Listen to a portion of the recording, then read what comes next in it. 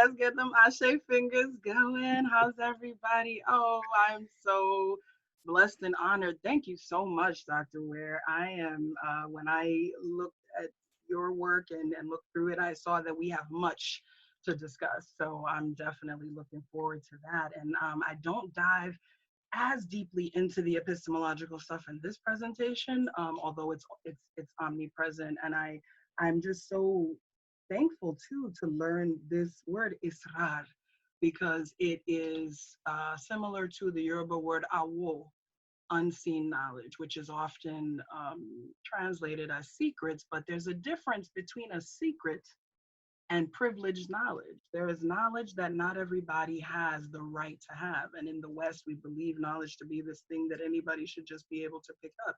There are levels to this, as we say in the hood, you know, there's levels to this. And so I'm so pleased to find out that the acronym is also a word that has such a wonderful meaning. Again, Dr. Funlayo Wood-Menzies, for those who may not know me. And I am really, really honored to be here. I'm a postdoc right now in the Center for Black Studies Research here at UCSB. Sadly, coming to the end of my 2 years. It's been such a wonderful time. And I am just excited to be able to share a little piece of a larger project with you today. So let me share my screen and get the presentation going. Okay. All right, so we begin. Denial. I tried to change, closed my mouth more, tried to be softer, prettier, less awake, fasted for 60 days, wore white, abstained from mirrors, abstained from sex, slowly did not speak to another word. In that time, my hair grew past my ankles.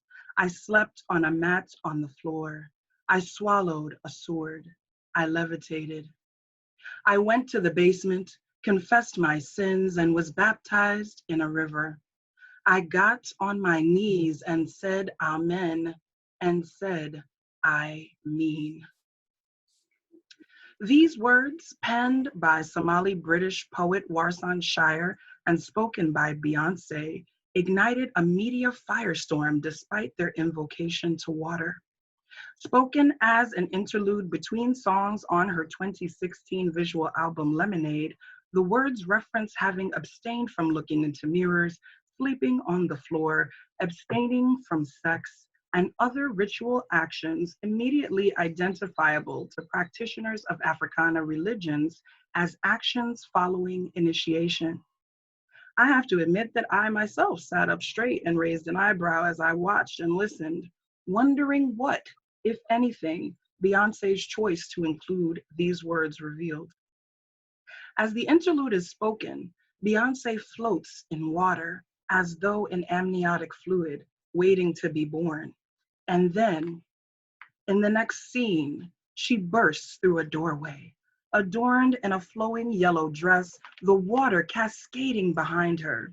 She then starts on a trail of destruction, whereby she uses a baseball bat to break car windows and knock the tops off fire hydrants, which spray her with water as she reminds her cheating man that she don't love you like I love you. This imagery, the water, the yellow dress, the expression of righteous anger, coupled with the words insinuating initiation, led many people familiar with Orisha tradition to conclude that through this performance, Beyonce intended to channel the Yoruba goddess Oshun. Thinkless count pieces were written on the topic, and even more countless Facebook and Twitter posts. Although Jacob Olupona and Terry Ray made the case for Orisha worship as a global religion many years ago, this is the first time any Orisha has received such sustained public attention, fueled by social media. I believe these images of Beyonce, perhaps channeling Oshun, meting out justice and scolding her lover were so powerful and took so many by storm, as the cheating lover stands as a metonym for the entirety of racism-fueled patriarchy. With every swing of her bat, every drop of water released, Beyonce, perhaps as Oshun, embodied the rage that many Black women in America feel at the continual injustice they face, not the least of which is the negation of their inherent divinity and worth. And I'm just going to show a short piece of this so that, you know, if we're under in a tunnel somewhere and never saw it, just to give you a sense of the imagery.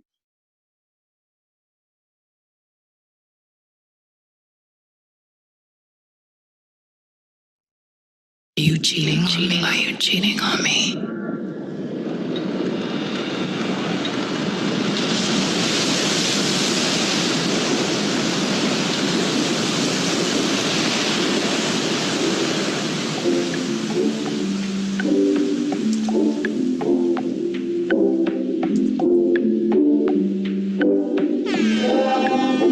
Hold up, they don't love you like I love you. Slow down, they don't love you like I love you.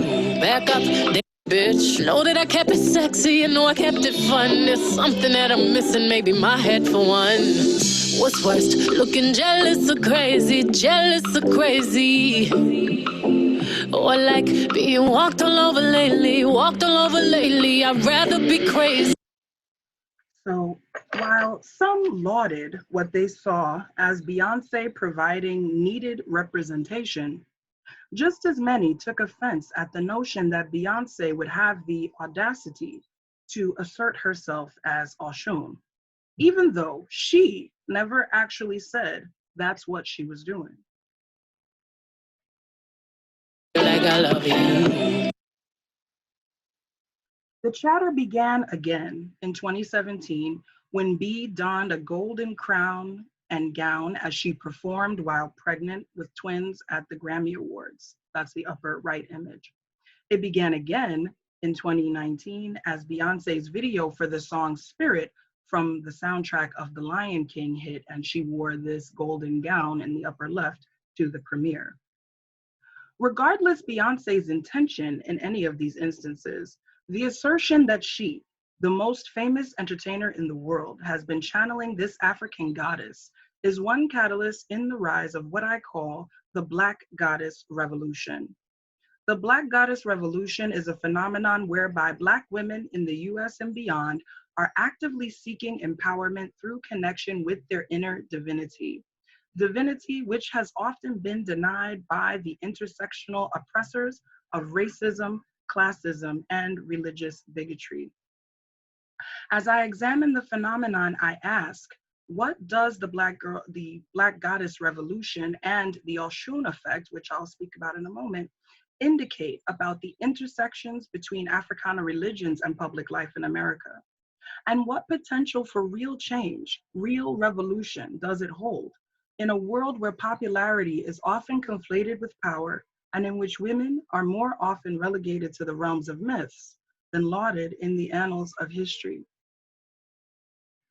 So what I'm presenting today is a part of a larger project. And in this talk, I'm going to zoom in on one particular goddess who is a part of this Black Goddess Revolution, Oshun Oreye, and look at her role in the larger Black Goddess Revolution.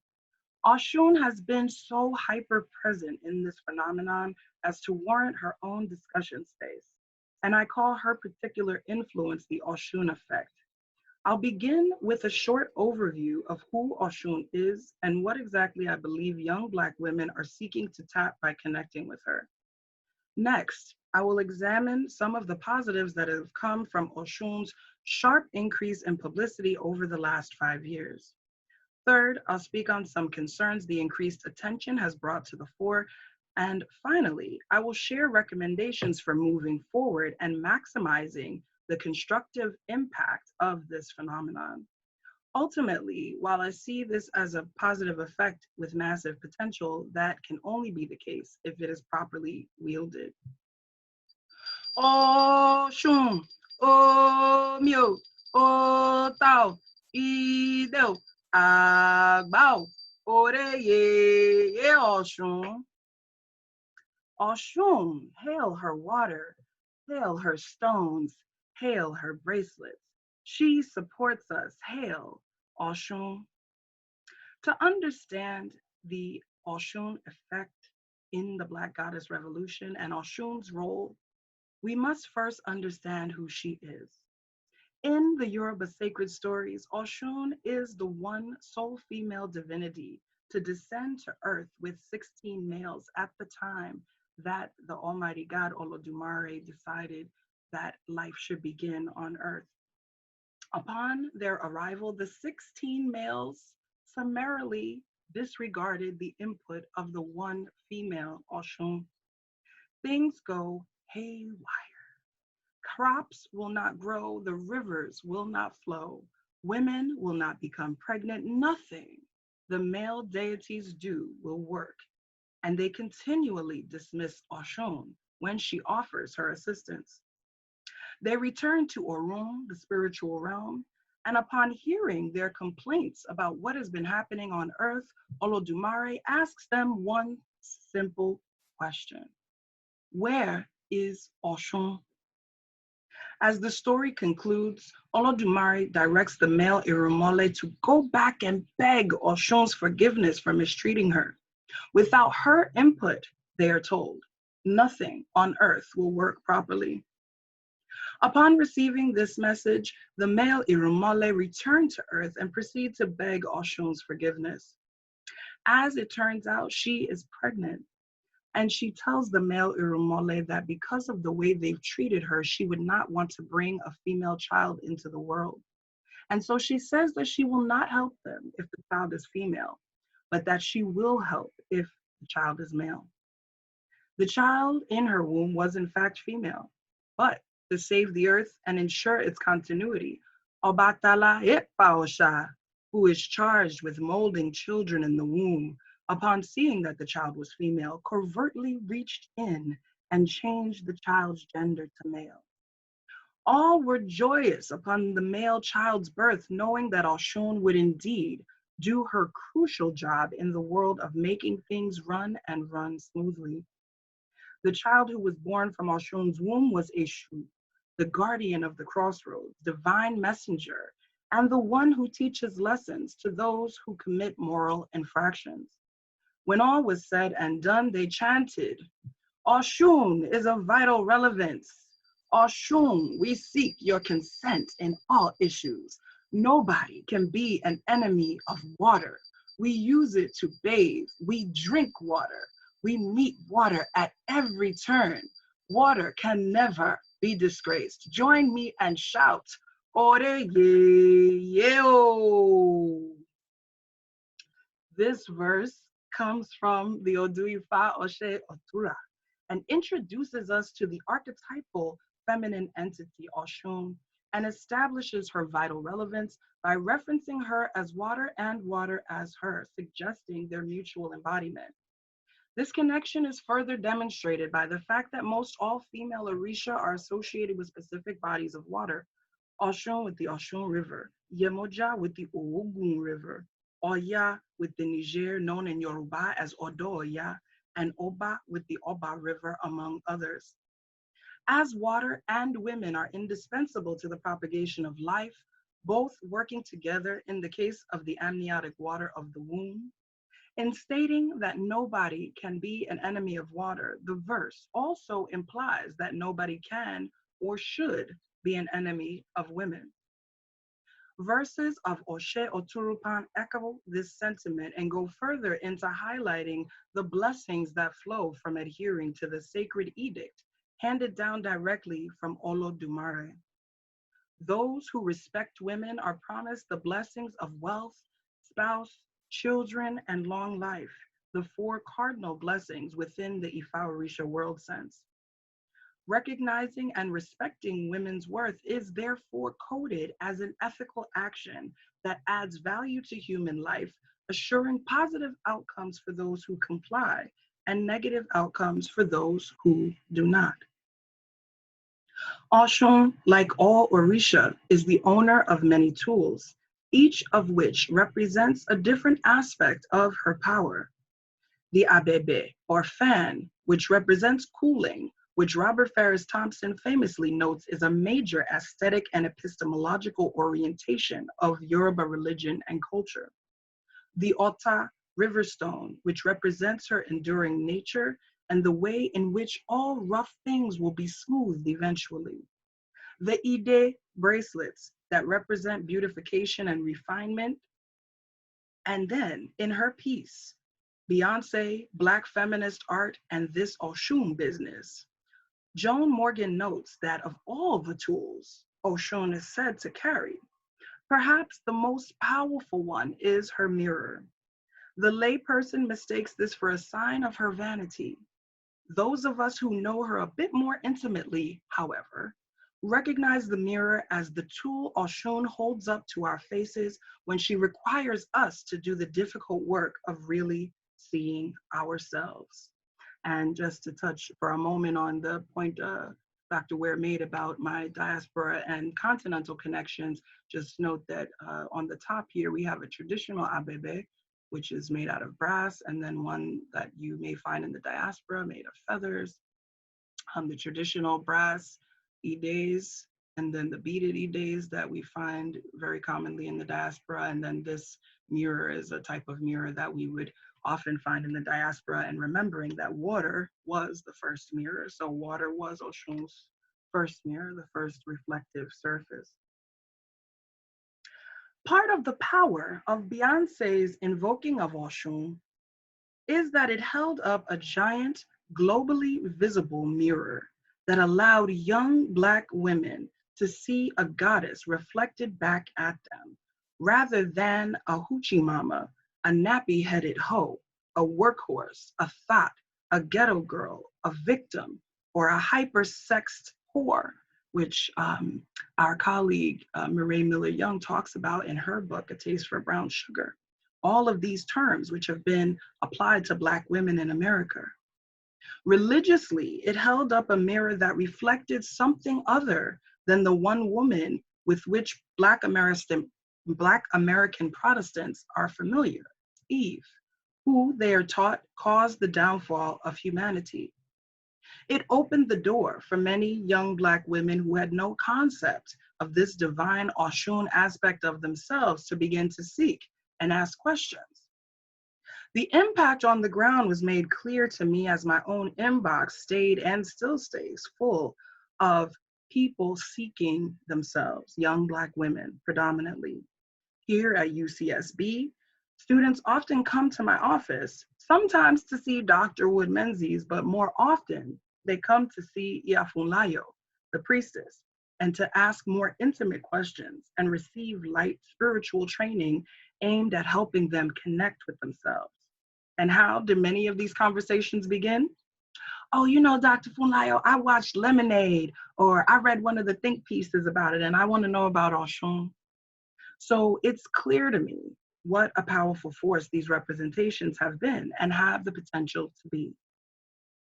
At the same time, it is also clear that Beyonce is an entertainer who has never publicly confirmed or claimed the tradition, and who really hasn't discussed any of her choices in any substantive way. Famously, she doesn't discuss or reveal much. Further, the imagery shown is not reflected in her lyrics. As such, although the allusions are there, Beyonce's lack of outright claiming devotion to Oshun has led to some accusations of opportunism and using the Orisha to sell herself.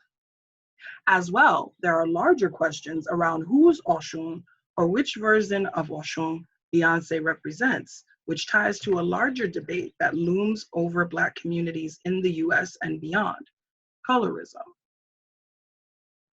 While it is clear that the Orisha originated in Southwest Nigeria, most people in the US who are familiar with the tradition came to know of it by way of Cuba, and Oshun's passage into the diaspora transformed her in many ways.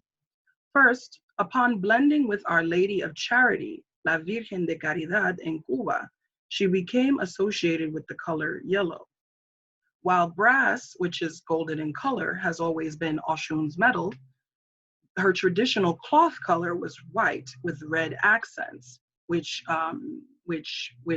was because of the camwood that is also sacred to her, which is red.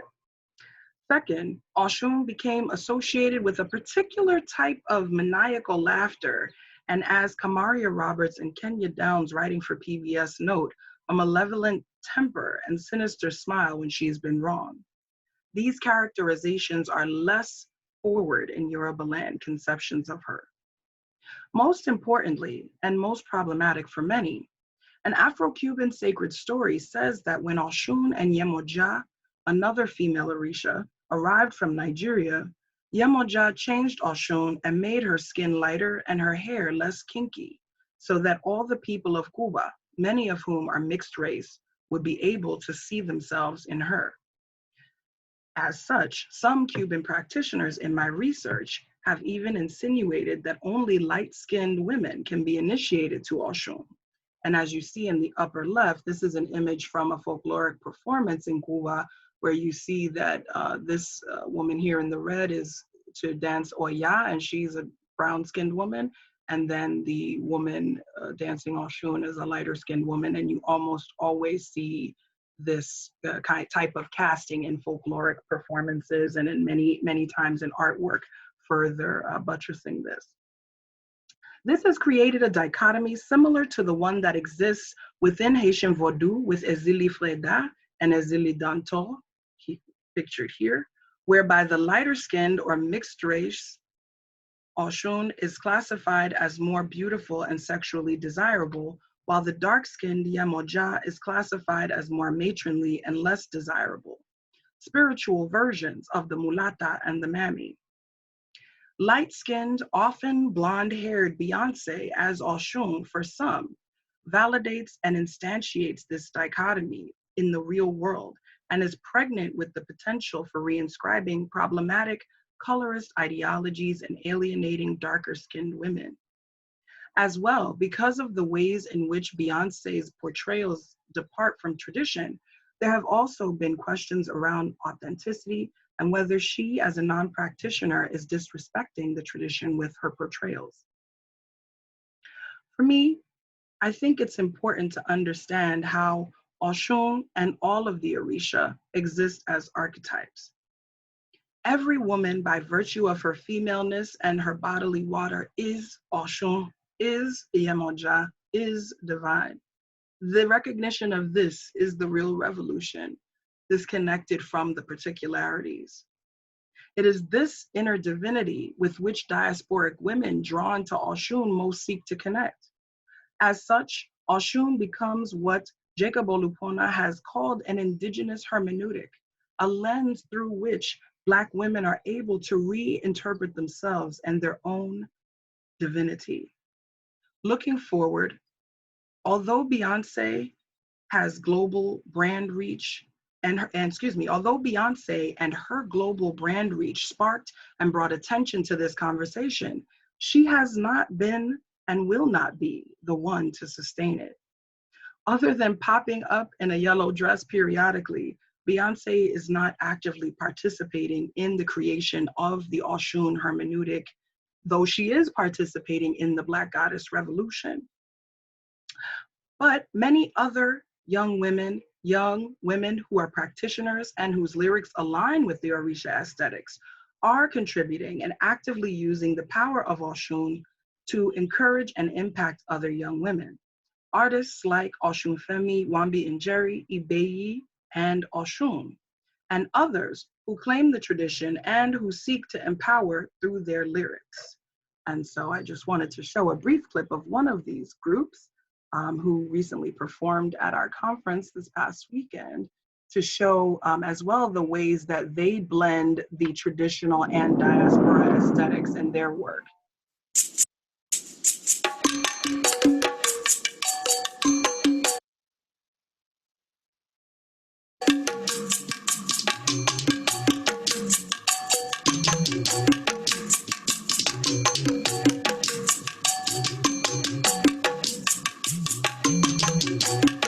And I should note, this is actually their godfather who is on the mat.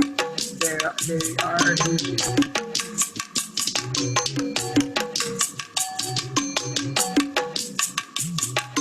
Because you talking about, like, what the fuck, dog? Like, I really do this shit.